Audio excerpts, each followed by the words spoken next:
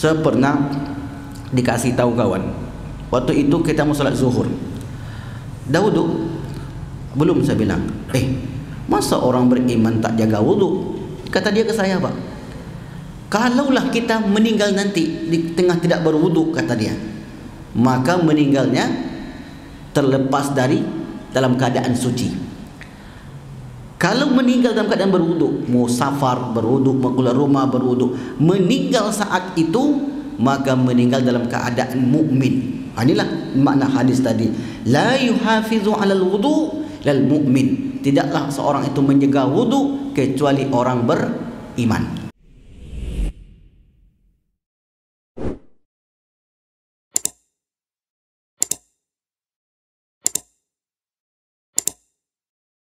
Sampailah kita di penghujung kajian tentang kehidupan di alam barzah, yaitu tentang amalan-amalan penyelamat di alam barzah.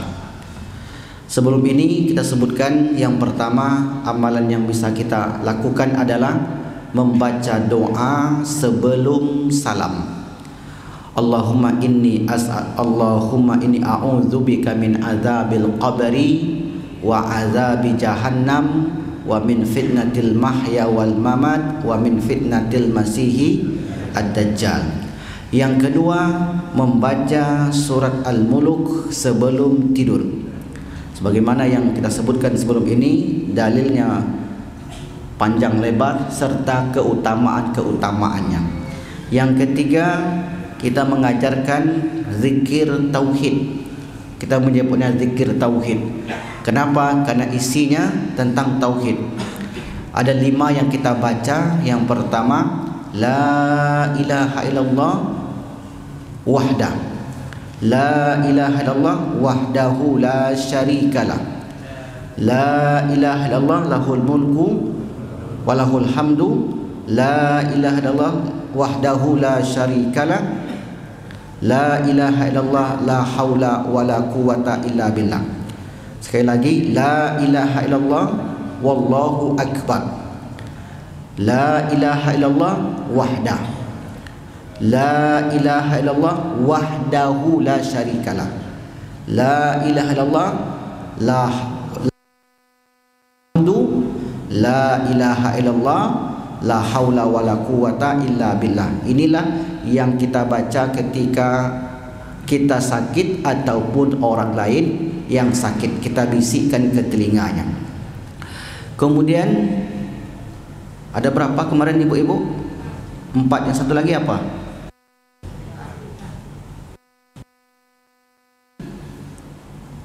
Lupa saya poinnya. Oke, baik. Di sujud terakhir. Oke, baik. Lanjutannya adalah yang juga kita baca ketika sakit. Itu yang terakhir ya Pak ya, surah Al-Ikhlas. Jadi ketika kita sakit, kita baca qul huwallahu ahad Allahus samad lam yalid wa lam yulad wa lam yakul lahu kufuwan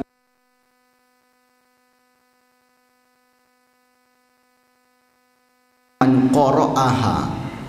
Qul huwallahu ahad fi maradihi, ketika sakit lalu kemudian Allah takdirkan sakitnya itu membawa kematian, maka lam yuftan fi qabrihi wa amina min daqatil qabri, tidak ditanya di alam kuburnya dan terlepas dari himpitan kubur, artinya kesulitan-kesulitan.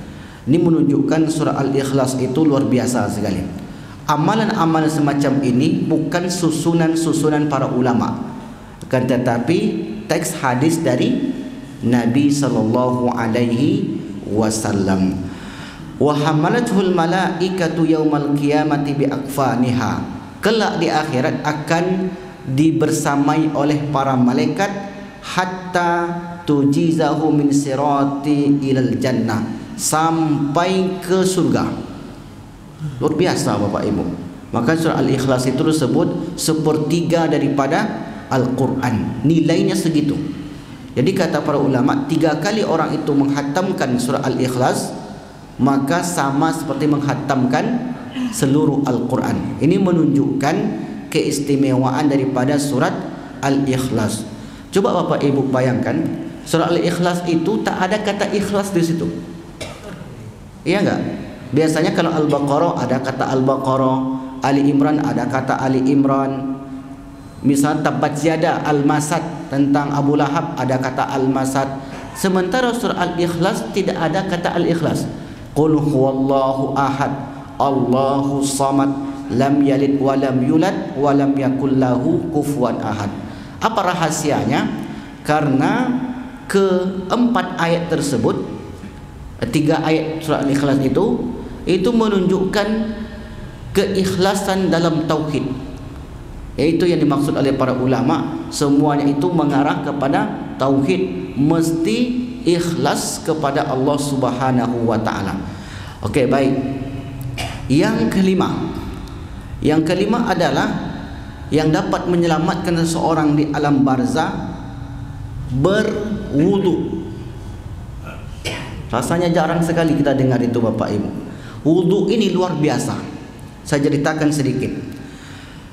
Kata Rasulullah, asfaqtu min ikhwani, aku sungguh rindu dengan saudara-saudaraku. Ketika Rasulullah masih hidup zaman itu, kata sahabat, ya Rasulullah, alasna min ikhwanika, bukankah kami ini saudara-saudara engkau? Bal antum ashabi, kalian itu adalah sahabatku. Jadi siapa saudaramu itu ya Rasul? Man yu'minu bi walam yarawni, mereka yang beriman kepadaku dan tidak pernah berjumpa dengan aku. Itulah yang disebut dengan saudara Nabi. Lalu kemudian Rasul menyambung, kelak di akhirat umatku itu akan dipanggil satu persatu. Inna ummati yud'auna yaumal qiyamati. Dari sekian banyak umat yang berkumpul sejak umat Nabi Adam sampai akhir zaman, banyak sekali. Hari ini saja umat manusia, umat Islam itu hampir 4 miliar hari ini saja. Apalagi kalau dihitung sejak zaman dahulu yang beriman kepada Allah. Lalu bagaimana Nabi mengenali kita Bapak Ibu? Karena kata Nabi, ana faratukum alal haud, aku tunggu kalian di telagaku namanya al-haud, di padang mahsyar. Sebelum kita ke surga, di padang mahsyar yang terbentang panjang itu ada telaga Nabi namanya al-haud. Dan Nabi sudah menunggu umatnya di sana. Untuk apa? Untuk diberi minum dari telaga itu. Kata Rasulullah, man syariba minhu, siapa yang minum dari telagaku itu, lam yazma abada, tak akan haus selamanya. Pertanyaannya adalah, bagaimana Nabi mengenali kita? Ternyata ghurran muhajjalin min atharil wudu. Cahaya ghurran itu cahaya yang memancar dari wajah. Muhajjalin, cahaya memancar dari tangan, kaki dan kepala. Dari situlah nanti Nabi Muhammad mengenali ini umatku dan ini bukan umatku. Artinya apa? Kalau orang yang wuduknya cuma 2 kali setahun, itu hanya keperluan Idul Fitri, Idul Adha saja, gimana mungkin Nabi mengenali umatnya itu? Nampak cahaya sayup-sayup sekali. Tapi orang yang senantiasa berwudu minimal 5 kali dalam sehari semalam, itu minimal itu. Maka kata Nabi SAW, wudu itu identitas Bapak Ibu. Ketika kita memeluk Islam, perlu nak kita sampaikan identitas kita? Ya perlu. Jangan pernah mundur atau apalagi sampai merasa tereliminasi ketika kita menunjukkan identitas kita. Bahkan wudu itu kata Nabi, la yuhafizu 'alal wudu ilal mu'min. Tidaklah seorang itu menjaga wudu kecuali orang beriman. Artinya tanda orang beriman itu adalah tanda orang berwudu itu adalah orang yang beriman. Manfaat di dunia, Allah Subhanahu wa taala akan bersihkan setiap kesalahan dari anggota wudu yang dia basuh. Takhrujul khati'atuhu, keluarlah kesalahan-kesalahannya, ma'ah akhir qatril ma'i, bersama akhir tetesan-tetesan air yang jatuh dari anggota tubuhnya. Kenapa kita madmadah, masukkan air ke mulut, masukkan air ke hidung? Kata para ulama, hikmahnya adalah agar dosa-dosa mulut berguguran ketika itu. Jadi ada amalan-amalan ringan, ternyata tanpa kita sadari kita lakukan itu, dosa-dosa kita digugurkan Allah. Luar biasa tu Bapak Ibu. Salah satunya adalah dengan berwudu. Kita kumur-kumur, maka bergugurlah dosa lisan kita. Kita membasuh muka, bergugurlah dosa mata kita. Ada dosa mata itu Ustaz. Lagi buka berita KPU lah contohnya. Masih ada muncul iklan. Betul enggak Pak Ketua? Betul lah. Tak tengok indah pula. Kalau ditutup mata, muncul sendiri iklan itu. Kita enggak pengen melihatnya, tapi dia muncul sendiri. Akhirnya kita pun melakukan dosa tanpa sengaja. Bagaimana cara menghilangkan dosa-dosa semacam itu? Dengan berwuduk tadi. Jadi membasuh muka, membasuh tangan, membasuh telinga. Ibu-ibu tak sengaja duduk dengan kawan-kawannya, dah ribah pula menceritakan sipulan-sipulan. Sebenarnya dia enggak pengen ikut, tapi karena kawannya sudah nimbrung di situ, tak ikut, nanti dibilang pula jaim, macam-macam lah. Akhirnya ikut pula di situ. Nah, ingin dia membasuh telinganya, menggugurkan dosa-dosa di telinganya, maka dengan cara berwudu. Ini manfaat dunianya, manfaat di alam barzah. Luar biasa Bapak Ibu. Dari Abdurrahman ibni Samurah, ada Nabi sallallahu alaihi wasallam, inni ra'aitul barihata ajaban, sungguh aku melihat dalam mimpiku, kata Nabi, hal yang menakjubkan. Ra'aitu min ummati, aku lihat dari sebagian umatku, rajulan nazala bihi azabul qabri, dia akan diazab di alam kuburnya. Kata Nabi dalam mimpinya, aku menengok ada umatku yang akan diturunkan azab di dalam mimpinya. Faja'ahu wudu'uhu, lalu kemudian wudu'nya datang kepada dia. Jadi begini maksudnya Bapak Ibu. Amalan kita di dunia bentuknya abstrak. Abstrak itu kan nggak bisa ditengok, nggak bisa diraba, nggak bisa dipegang. Wudu itu amalan. Pahalanya mana? Nggak kelihatan. Solat itu juga begitu dan seterusnya. Ketika kita meninggalkan dunia, segala sesuatu itu berbentuk fisik, tajsim. Nanti di akhirat amal kita itu menjadi satu fisik, satu sosok yang akan membela kita. Ketika ditimbang, itulah yang ditimbang itu. Ini pendapat para ulama. Karena kalau dia tak nampak, apa yang mau ditimbang? Ini mesti difisikkan dulu, baru ditimbang. Maka disitulah nanti fa'amma man saqulat mawazinu. Setiap amalan-amalan itu datang kepada orang tadi dalam berbentuk fisik nyata, sehingga fantaqadhahu min dzalik. Akhirnya wudu itu menyelamatkan dari azab yang akan diturunkan kepada orang tersebut. Ini keistimewaan orang yang senantiasa berwudu. Saya Bapak Ibu dulu berwudu itu ketika akan solat saja. Tapi setelah mengkaji keutamaan wudu, wudu itu identitas bagi orang beriman, wudu itu menggugurkan dosa-dosa, wudu itu akan datang ke alam barzah, wudu itu sebagai tanda bagi umat Islam di padang mahsyar. Ketika Rasul akan mengenali umatnya satu sama yang lain, di situlah Nabi panggil seorang itu. Yang terakhir, ini adalah ketika kaki seorang itu akan tergelincir melintasi siratul mustaqim, maka cahaya wudu itu menerangi jalan saat itu. Jadi ada 5 keistimewaan orang yang sentiasa berwudu. Maka oleh karena itu, saya sejak memahami keutamaan berwudu, setiap kali ke kamar mandi, kecuali terdesak mau cepat, mau mandi, kemudian mau habis buang air besar dan seterusnya, saya usahakan senantiasa berwudu. Maka untuk apa kita berwudu tadi? Mendapatkan 5 keistimewaan yang telah Allah siapkan. Dan paling utama lagi sebelum tidur. Ini Bapak Ibu yang saya yakin sudah biasa tuh melakukan itu. Tapi kita tegaskan lagi di sini. Salah satu tanda seseorang meninggal husnul khotimah. Mudah saja kata para ulama. Tengok seperti apa tidurnya. Kalau dia tidur sebelum tidur berwudu, maka itu salah satu tanda husnul khotimah. Tentu ini berdasarkan hadis Nabi. Man, Allahumma salli ala Muhammad, dari Bara' bin Azib, man ata madja'ahu, siapa yang datang ke tempat tidurnya, fatawadda wudu'aka lis-shalah, maka hendaklah berwudu seperti wudu akan solat.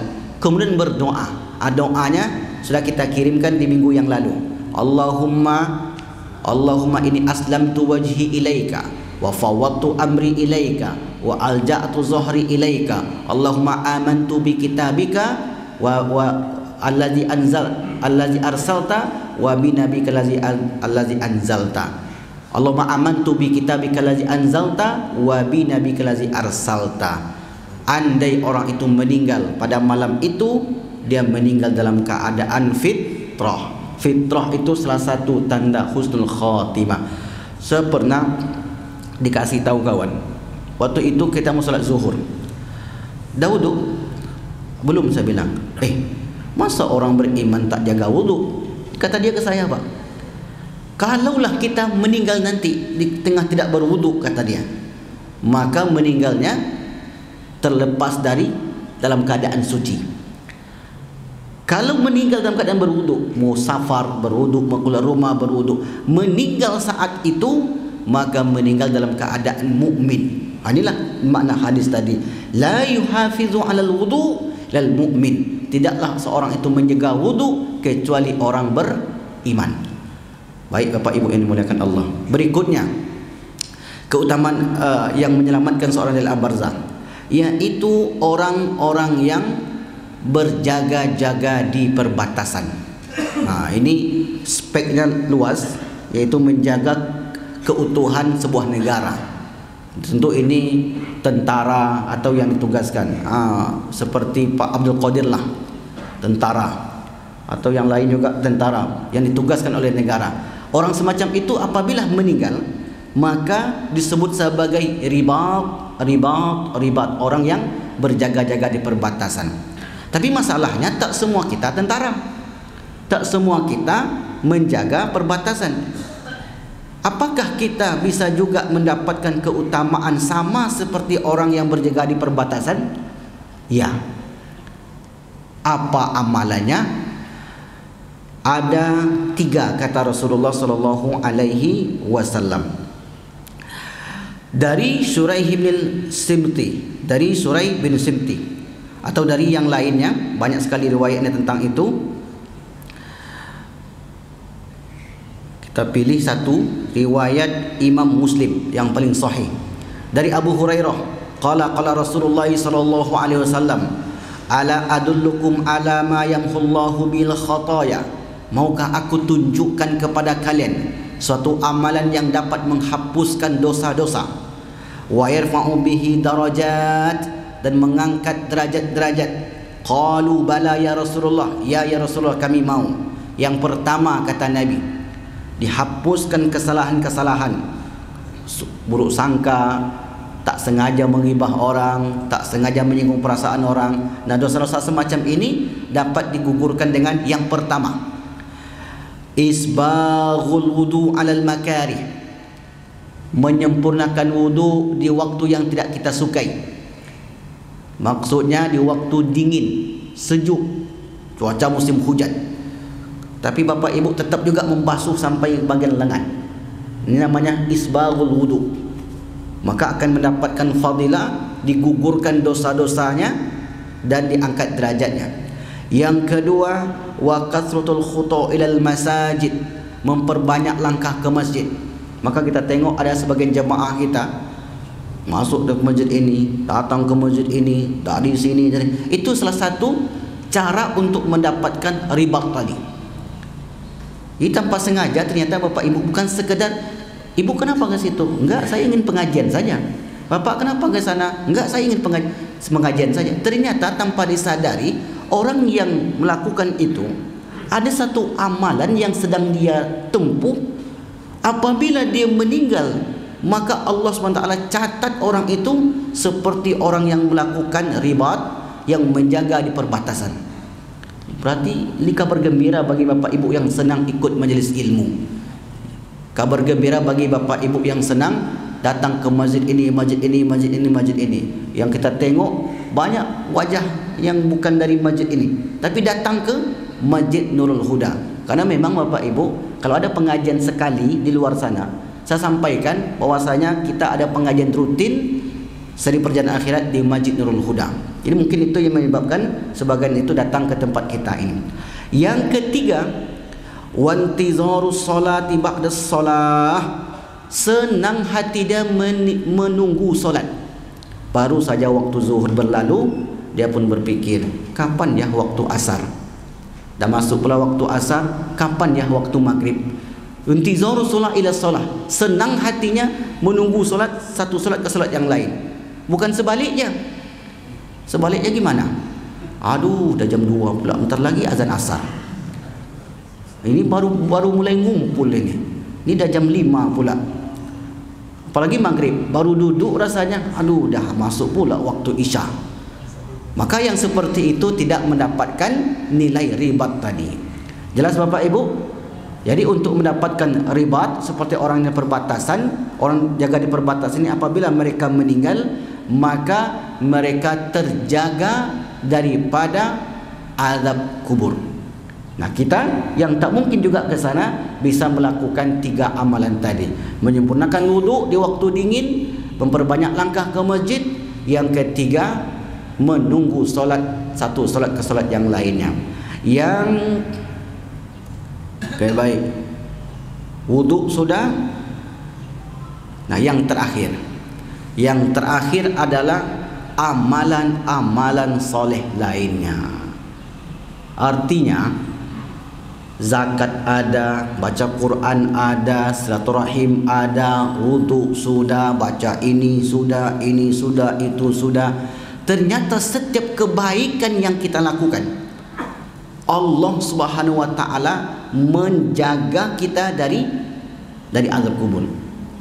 Artinya di sini Bapak Ibu, peluang orang untuk mendapatkan kenikmatan di alam barzah itu sangat terbuka sekali. Jadi tidak melulu meninggal azab, dipecahkan kepalanya. Itulah selama ini sampaikan, sehingga takut orang mengaji, Pak. Mak, sebentar lagi saya nampaknya nih tadi gergaji dah, ini itulah, sehingga orang menggigil ketika mengaji. Padahal, nah ini kita bacakan teksnya, panjang sekali hadisnya dari Abu Hurairah dari Nabi sallallahu alaihi wasallam. Innal mayyita, sungguhnya mayit. Saya bacakan terjemahannya Bapak Ibu, panjang betul. Sesungguhnya seorang mayit apabila berada di alam barzah, mereka masih hidup mendengarkan orang-orang yang menziarahinya. Fa in kana mu'minan, seandainya orang itu orang beriman, yang meninggal tadi, kanatis salatu inda ra'sihi. Ini orang beriman meninggal, solat sudah tegak di bagian kepalanya. Semua bentuk solat itu berjejer di bagian kepalanya. Wa kana saumu an yaminihi, amalan puasanya sunat ataupun wajib tegak di bagian kanannya. Wa kanatiz zakatu an yasarihi, zakatnya tegak di bagian kirinya. Wa kana fil khairat bin sadaqah was salati was tilawal ma'ruf, dan seterusnya tegak di bagian kakinya. Silaturahimnya, ucapan salamnya, baca Al-Qur'annya, apalagi tak terhitunglah amal baik yang kita lakukan. Semua itu akan mengitari orang tersebut. Untuk apa?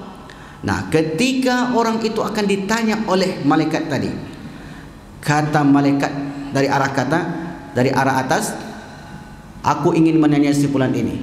Kata solat, ma kibali madkhalun, kau tak boleh masuk dari sini. Tak ada jalan untuk bertanya dari atas ini. Akhirnya malaikat itu pindah ke kanan, dihadang pula oleh amalan puasanya. Ma kibali madkhalun, tak boleh engkau datang dari sini. Akhirnya malaikat itu pindah lagi ke kirinya, datanglah amalan zakatnya tadi. Ma kibali madkhalun, tak boleh engkau datang dari sini. Datang pula dari kakinya, semua amal-amal baik ini sudah mengitari dia.